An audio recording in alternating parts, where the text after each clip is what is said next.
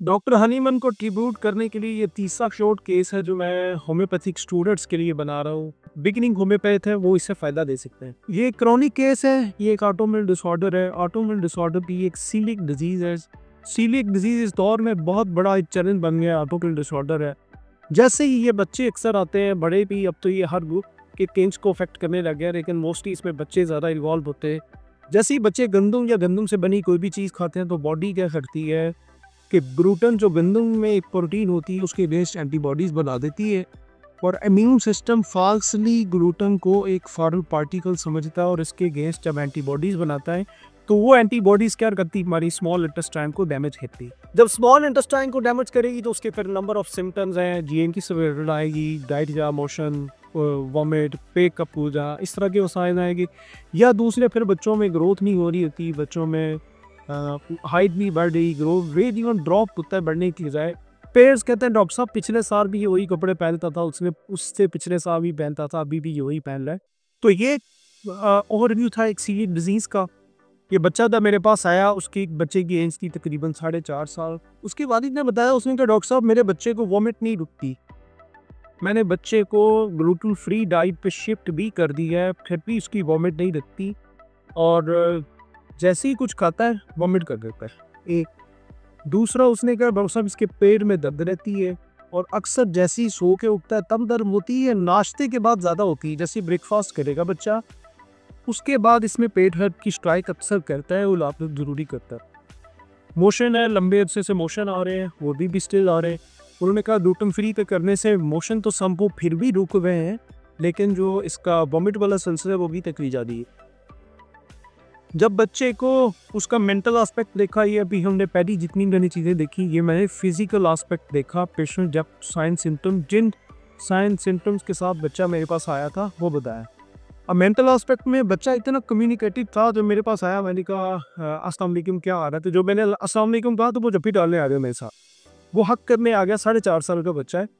ये बहुत इंपॉर्टेंट एक डॉक्टर के लिए ऑब्जर्वेशन है, क्योंकि 4 साल का बच्चा हो, 5 साल का बच्चा हो, अमूमी तौर पे बच्चों का ये रवैया नहीं है कि मैं उसके लिए स्ट्रेंजर हूँ, पहली दफ़ा उस बच्चे को मिला हूँ, मैंने उसे हैंडशेक करने के लिए मैंने कहा अस्सलाम वालेकुम, जिस तरह बच्चों से करते हैं। मैंने अस्सलाम वालेकुम कहा, वो आगे से आया, उसने अस्सलाम वालेकुम वो जप्पी डालने की कोशिश कर रहा था, मुझे हक करना है, ये मैंने हक किया, वो उसका इतना। फिर मज़ीद मैंने पूछा तो उन्होंने कहा कि नींद के बारे में पूछा, तो उन्होंने कहा डॉक्टर साहब इसकी नींद ये है कि अमूमी तौर पे ये पेट के बल सोता है, उल्टा सोता है। एक इस केस में बड़ी ख़ास बात ये थी, ये क्योंकि एक लंबा केस था, मैंने कोशिश की शॉर्ट चीज़ें बताऊँ, जो की फीचर्स हैं बस वो बता रहे हैं।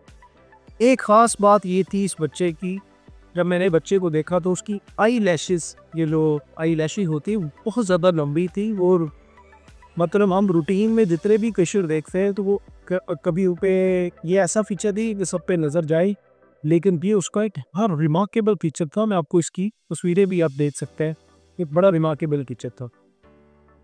अब बच्चा केस हमारे पास ये है कि बच्चा गंदम की एलर्जी से सफ़र कर रहा है, रिपोर्ट्स में है कि उसकी एंटीबॉडी है ब्लड में। अब बच्चा जैसे ही रोटी खाता है मोशन आ जाते हैं, वॉमिट आ जाती है। इवन ग्लूटेन छोड़ने के बाद भी उसकी वॉमिट नहीं रुक रही। बाकी की पिक्चर है जो आपकी मैंने सारी केस में बताए।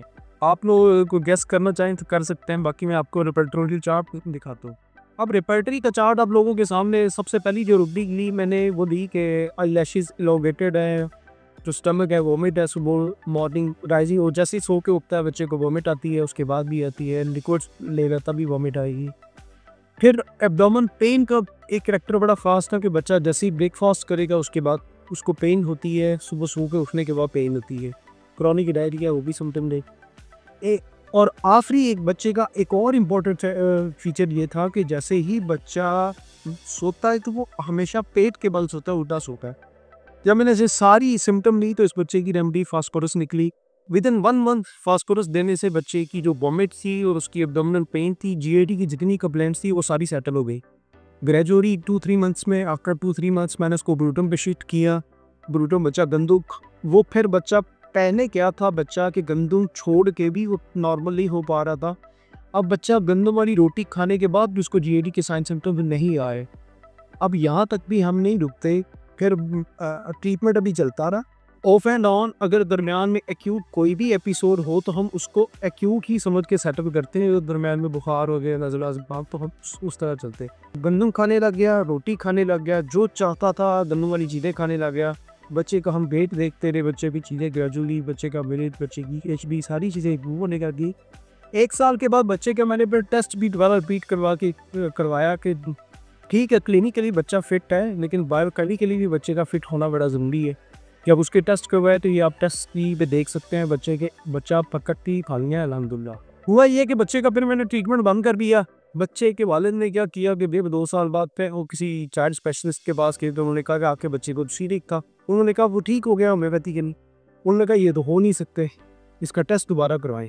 अब ट्रीटमेंट को छोड़े हुए तकरीबन 1.5 साल के बाद उन्होंने दोबारा भी टेस्ट करवाए, तो तब भी वो परफेक्टली नॉर्मल ही थे। नॉर्मल रेंज, उसके कोई एंटीबॉडी बॉडी में नहीं थे। बच्चा आज भी नॉर्मल ग्रोथ कर रहा है और इसके काफ़ी सारी यूट्यूब पे इसकी इसके पेरेंट्स के टेस्टिमोनियल भी पड़ा है। हर को देखना चाहे तो वो भी आप देख सकते हैं।